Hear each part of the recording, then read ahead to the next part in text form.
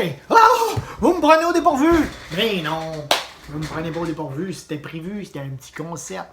Bon, j'avoue qu'il n'était pas nécessairement bon, mais me voilà pour une autre capsule de révision de géographie. Et cette fois-ci, on parle d'une révision pour le module 1, document territoire. Encore une fois, il va y avoir des opérations intellectuelles à tenir compte, mais pas tant.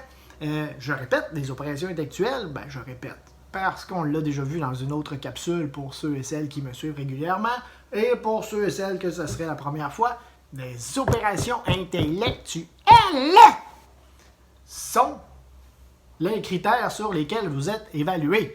Alors, les critères pour lesquels vous allez être évalué ici, on a beaucoup de établir les faits et on a quelques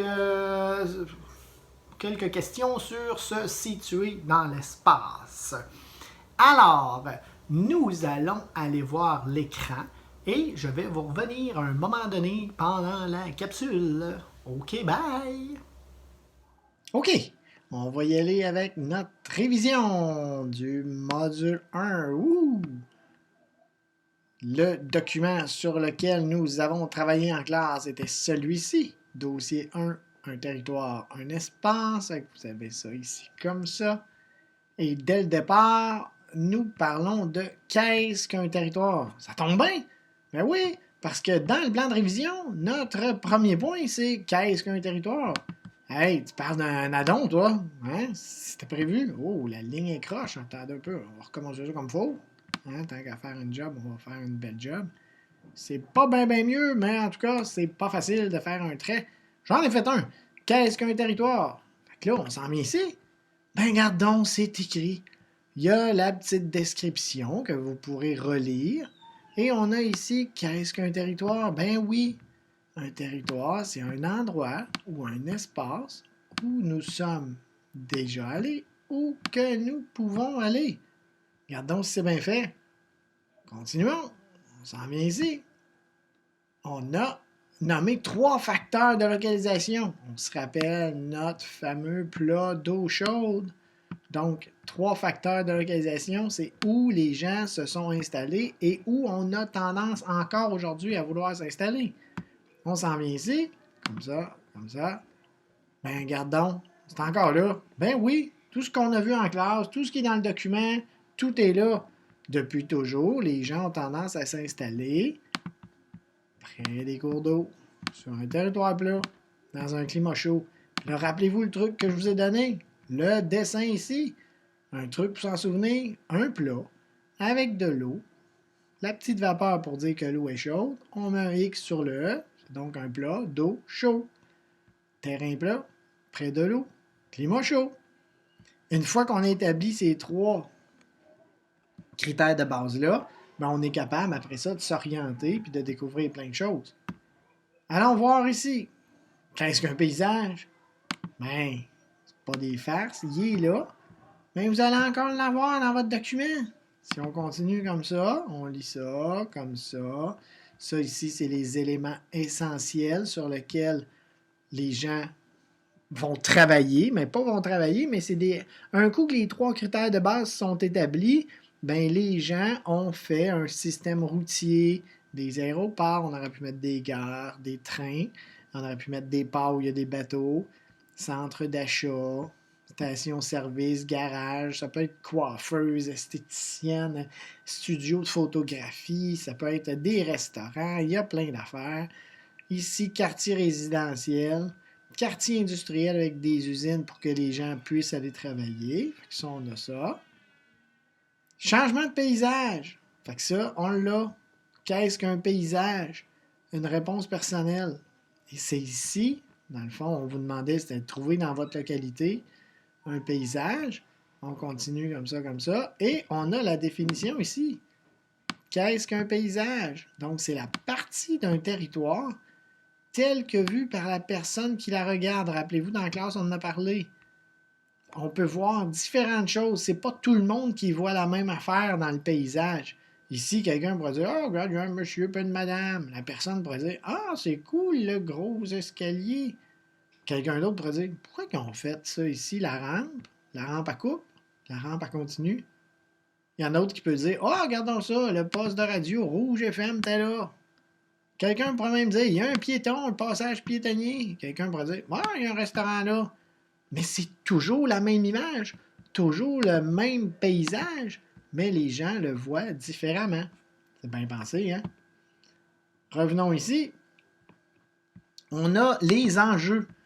Qu'est-ce qu'un enjeu? Et il y a plusieurs, encore une ligne croche, hein? Il y a plusieurs types d'enjeux, ou il y a plusieurs enjeux. Qu'est-ce que ça veut dire ça? On s'en vient ici.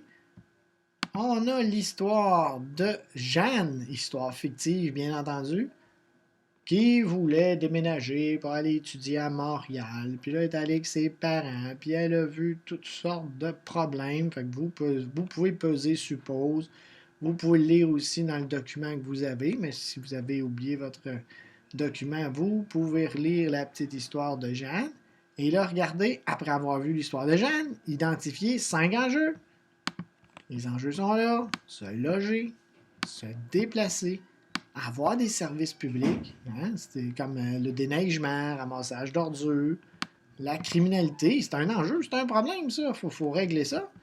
Ou protéger l'environnement, c'est un enjeu qui est de plus en plus populaire au Québec et même, je dirais, dans le monde entier aujourd'hui. Voilà. On revient ici. Identifier des types de territoires. On ne vit pas tous sur le même territoire. La preuve, on a ça ici. Regardez bien, comme ça. Ici, avec l'aide des images ci-dessus, nommer 4 enjeux. Bon, ça revient à ce que je disais tantôt. Là. Se déplacer, ici, vous voyez, se loger, protéger les territoires forestiers, territoires agricoles à cause de l'empiètement urbain, la ville qui prend de plus en plus de place sur la campagne. Mais là, c'est pas ça qu'on voulait avoir. Ce qu'on voulait avoir, c'était ici, les types de territoires. Les réponses sont là. Vous voyez, territoire-région. Là, je vous ai donné des exemples. Baie-Saint-Paul, pas besoin d'apprendre ça. Là. C'est une région. Si ça aurait pu être Rimouski, ça aurait pu être Saint-Jérôme, ça aurait pu être en se déplaçant à Saint-Jean-sur-Richelieu. Il y a plein de places, là. Mais c'est un territoire qui est en région. Territoire urbain, je vous ai donné l'exemple de Montréal, mais ça aurait pu être Québec, ça aurait pu être Trois-Rivières, ça aurait pu être Sherbrooke, ça aurait pu être Victoriaville, Drummondville. Okay? Mais Victoriaville, Drummondville aurait pu aussi être dans le territoire région. Mais quand on a des buildings installés sur le bord de l'eau, mais vous allez dire, les autres ici sont sur le bord de l'eau, oui, mais ici, on voit que c'est beaucoup plus urbain, c'est beaucoup plus ville qu'ici région. On a territoire agricole ici. Fait qu'encore là, il ne faut pas confondre territoire-région. En région, il peut y avoir des territoires agricoles. Mais ici, la région, c'est plus village, petite ville. Et ici, territoire agricole, c'est vraiment plus campagne avec des fermes. Territoire autochtone, fait qu'ils sont tous écrits ici, là, territoire agricole, territoire autochtone. Encore là, je vous ai donné l'exemple de Iqaluit au Nunavut. Pas une faute ici en passant, là, I-Q-A-L-U-I-T, ça s'écrit comme ça. Nous, on met souvent un U devant le Q, là, mais pas dans ce cas-ci. Territoire autochtone ici. Et on a aussi territoire protégé. Fait que là, j'ai donné l'exemple du parc de la Mauricie. Il y a plusieurs endroits au Québec où on a des territoires protégés, au Canada aussi, et même dans le monde. Mais c'est important de protéger ça, ces beaux territoires-là, où on a la nature avec la faune des animaux et la flore des végétaux. Je suis revenu! Alors, jusqu'à maintenant, on a vu qu'est-ce qu'un territoire, c'est quoi les facteurs de localisation, toujours très important, ce fameux bord de l'eau avec le fleuve Saint-Laurent qui traverse le Québec du sud-ouest vers le nord-est, quoique c'est pas vraiment le nord, mais c'est vers l'est. Alors, on a aussi vu qu'est-ce qu'un paysage. Ensuite, qu'est-ce qu'on a vu? On a vu qu'est-ce qu'un enjeu, des types de territoires. Alors, on n'a pas fini. On va retourner voir d'autres petites questions essentielles pour la bonne réussite de votre examen. À tantôt! Continuons. Que signifie le mot toponyme? Toponyme, dans le fond, entre nous, là, c'est bien facile. C'est pourquoi un endroit s'appelle comme ça. Hein? Pourquoi une région, un village, une ville, même un pays, Pourquoi on a donné ce nom-là? Il y a toutes sortes de raisons. Et on les a ici. Regardez, là, c'était à la page 8, toujours de ce document-là que vous avez. Attention à vos yeux. Un dossier, territoire, un espace. Toujours le même document, là. On a fait bien ensemble. On s'en va à la page 8. Attention à vos yeux, ça bouge vite. Voilà. Ici, les territoires sont d'abord définis par leur nom. Ça rappelle l'histoire, la géographie. Hein? Donc là, on regarde ici, on voit qu'il y a beaucoup de mots amérindiens avec des définitions. Et là, si on continue ici, d'autres vont faire référence à des activités. D'autres vont faire référence à la religion. Comme j'ai dit tantôt, tout est là. On a Trois-Rivières ici. Fait que là, Trois-Rivières, regardez ce que ça donnait autrefois. Comme ça. Comme ça. On a le Saint-Maurice qui descend comme ça. Ça se jette dans le fleuve Saint-Laurent ici comme ça. Oups, même Saint-Maurice, c'est la même rivière. Ça se jette ici deuxième. On a encore notre fameux Saint-Maurice qui part ici, qui vient soit descendre ici, mais là, ça ne comptera pas parce que c'est la même deuxième flèche. Mais ça vient contourner l'île ici aussi. Et voilà, une troisième entrée, un troisième embranchement. Qu'est-ce que ça fait? Ça crée ce que les gens appelaient les Trois-Rivières. C'est pour ça qu'ils ont appelé ça de même. Il y a plein d'endroits dans le Québec que les toponymes font référence, comme c'est écrit, soit à la géographie, soit à une personne célèbre, soit à la religion, soit aux premiers arrivants, les Premières Nations, les Autochtones. Maintenant, c'est à vous de choisir la bonne définition. Toutes les définitions sont bonnes en autant de toucher ces points-là. On s'en vient ici. Qu'est-ce qu'un groupe ethnique? Un groupe ethnique, ce sont... Oups, on va mettre ça en noir, excusez. Un groupe ethnique, ce sont des immigrants qui arrivent sur un territoire. On a ça ici aussi. Comme je vous dis, tout est là. On ne peut pas se tromper. Vous voyez, ici, toponyme, là, il vous donne la définition. Et là, vous voyez, groupe ethnique est là. Donc, la définition est ici, un groupe de personnes qui partagent une culture commune, c'est-à-dire une langue, une histoire, des coutumes ou une religion. Après ça, on continue. Comme ça, vous voyez, on arrive le développement durable. Très à la mode de ce temps-là, dans la société en général. Qu'est-ce que ça veut dire? En bout de ligne, dans le fond, c'est comme de la récupération. Au départ, c'était un peu ça.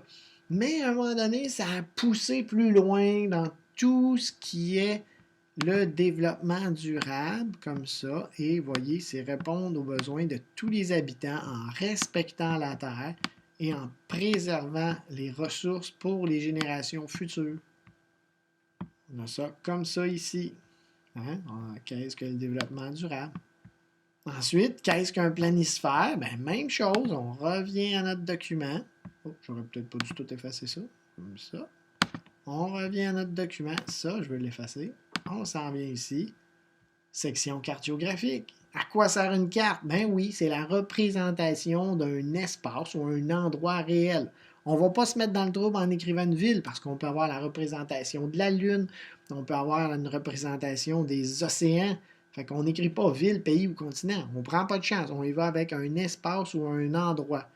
Ça va nous permettre de nous diriger, nous repérer, donc nous diriger, nous repérer et comprendre parfois l'actualité.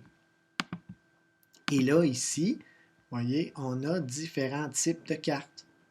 Le planisphère en particulier, qu'on voit le plus souvent, carte de l'ensemble du globe terrestre en projection plane.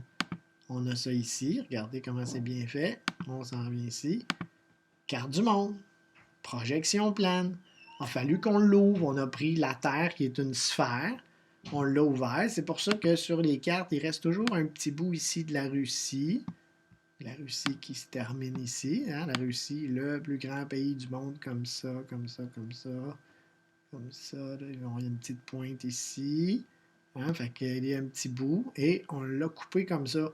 Des fois, on a une carte du monde central. Fait là, vous voyez, le petit bout de la Russie est là comme ça. Ça ici, c'est l'Alaska. Ici, c'est le détroit de Bering où les premiers arrivants en Amérique vont passer puis qui vont venir s'installer un petit peu partout sur le territoire, même aux États-Unis, dans le Mexique. Mais à l'époque, ça ne s'appelait pas comme ça.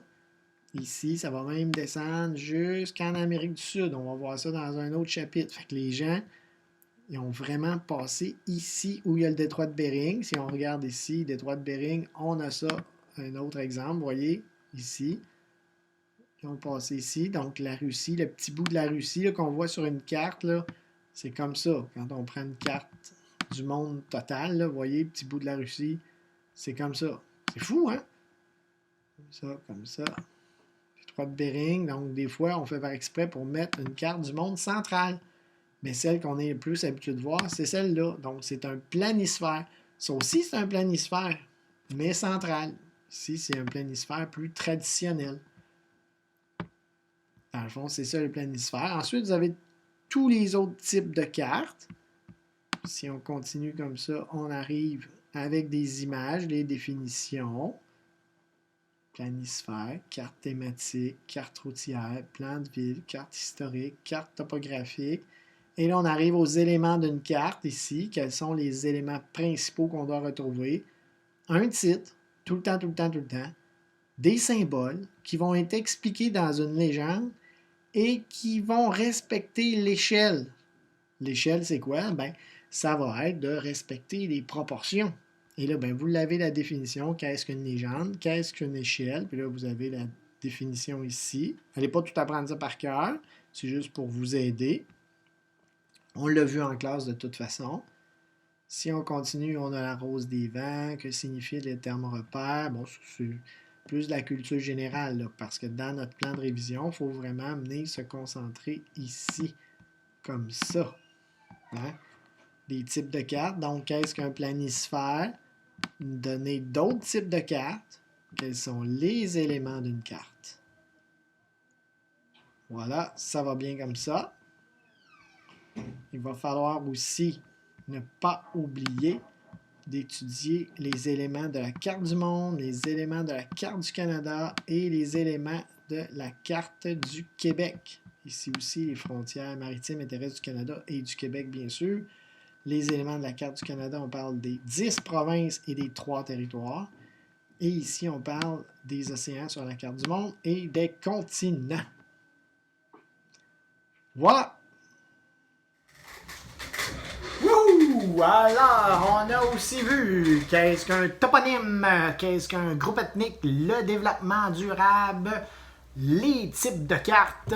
Alors, j'espère que vous allez être capable, parce que dans les types de cartes, il ne faut pas oublier, hein, une carte est toujours composée d'un titre, des symboles qui sont expliqués dans une légende, et qu'est-ce que l'échelle. Donc, l'échelle, c'est pas pour grimper des dents. Ben non, c'est, comme j'ai dit, dans les proportions qu'il faut respecter sur une carte. Alors, bonne étude!